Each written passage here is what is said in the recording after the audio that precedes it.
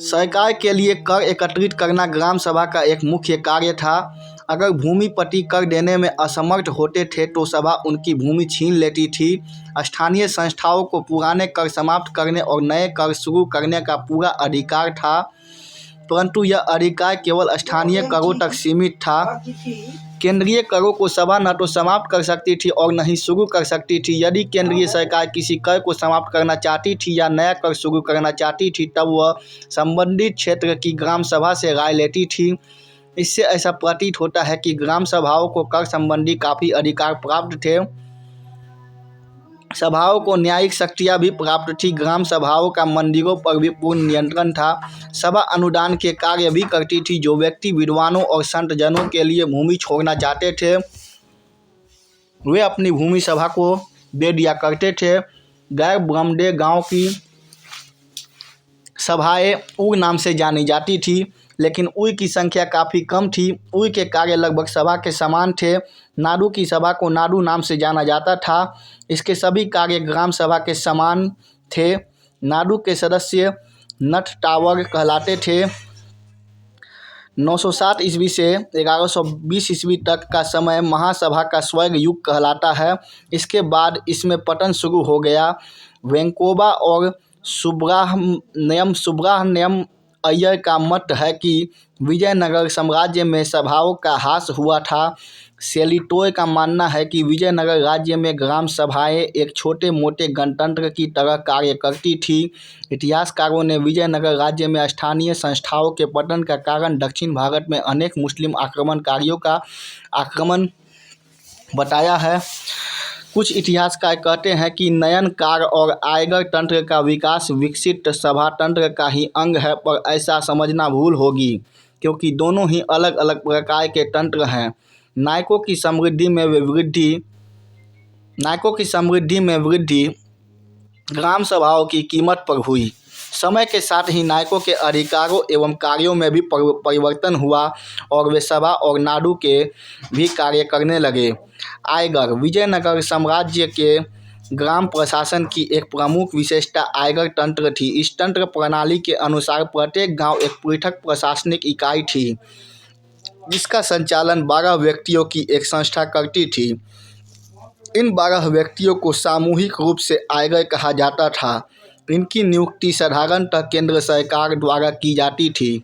संभवतः इन आयगरों को वंशानुगत अधिकार प्राप्त था। जब कभी आयगर पद के लिए झगड़ा उत्पन्न हो जाता था, तब सरकार ही इन झगड़ों का निपटारा करती थी। आयगरों को अपने पदों को बेचने या गिरवी रखने का अधिकार प्राप्त था। उनको भूमि अनुदान में दी जाती थी, जिससे किसी प्रकार का कर नहीं लिया जाता था। इसे मनयम कहते थे। यह भूमि उनके सेवा काल तक ही उनके पास रहती थी। वे अपने क्षेत्र में संरक्षक के रूप में कार्य करते थे। बिना इन आयगरों की जानकारी में लाए न तो कोई संपत्ति स्थानांतरित की जा सकती थी और न ही उसे अनुदान में दिया जा सकता था। मंदिरों को भी कुछ राजनीतिक अधिकार प्राप्त थे।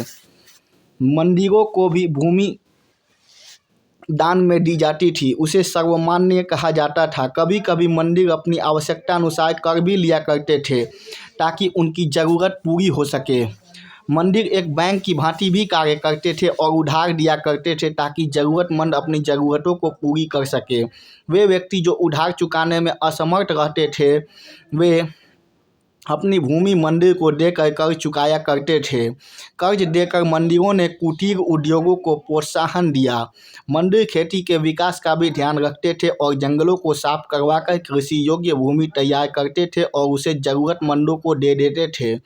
कृषि के अतिरिक्त मंदिर शिक्षा और सांस्कृतिक विकास के भी केंद्र थे।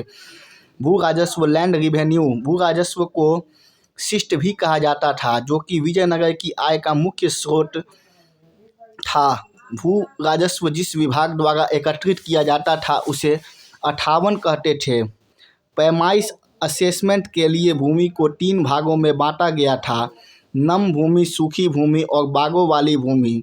जितना भी कर लेना होता था, काश्तकारों को स्पष्ट रूप से बता दिया जाता था। कृष्णदेव राय ने भूमि की सही नाप कराने के लिए संपूर्ण राज्य का सर्वेक्षण कराया। उसके समय में नाडल, वुकल, राजवठाडन कोल और गंडार्य गंडकोल भूमि नापने के लिए प्रयुक्त होने वाले पैमाने थे। शत्रुओं की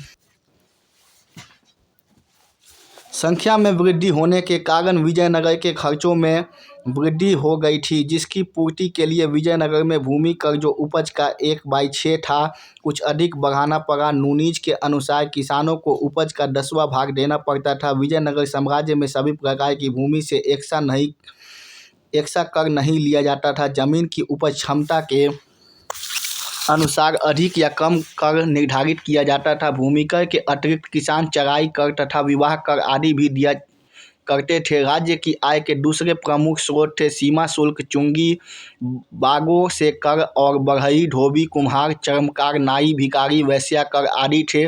कर नगद और वस्तु दोनों के रूप में दिए जाते थे। विजयनगर साम्राज्य में ऐसा प्रतीत होता है कि कर काफ़ी भारी थे और प्रांतीय सूबेदार और भू राजस्व एकत्रित करने वाले अधिकारी कर वसूली निर्दयता से करते थे। लेकिन अनेक उदाहरण ऐसे भी मिलते हैं जब सरकार ने उनकी भलाई के लिए आवश्यक कदम उठाए हो।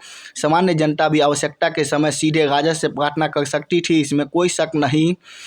विजयनगर साम्राज्य के अधिकांश राजा दयालु और कर्तव्यनिष्ठ थे।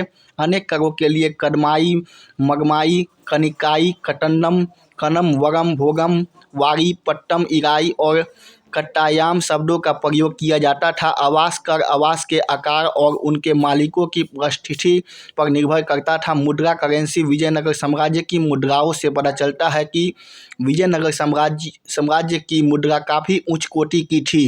विजयनगर साम्राज्य के सोने के सिक्कों की संख्या यह बताती है कि यहाँ अत्यधिक समृद्धि थी। अभिलेखों से विदित होता है कि वराह का भार लगभग 52 ग्रेन था। विदेशी यात्रियों ने वराह को पनम कहा है, जो कि काफ़ी प्रचलन में था। सोने के सिक्कों के साथ साथ चांदी और तांबे के सिक्कों का भी प्रचलन था। अब्दुल रजाक ने एक टकसाल का वर्णन किया है जिसमें सिक्के बनाए जाते थे। सरकारी टकसाल के साथ साथ निजी टकसालें भी थी।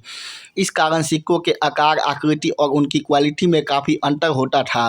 विजयनगर साम्राज्य विजयनगर की राजधानी के अवशेष हम्पी से मिले हैं। विजयनगर का सबसे महान शासक कृष्णदेव राय था, जिसने आंध्र भोज की उपाधि धारण की थी। माधव विधागण्य ने हरिहर प्रथम और बुक्का प्रथम को पुनः हिंदू धर्म में दीक्षित किया। ये काम्पील के निवासी थे।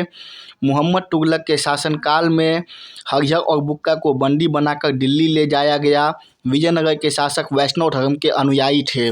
बाकी अगले पार्ट में।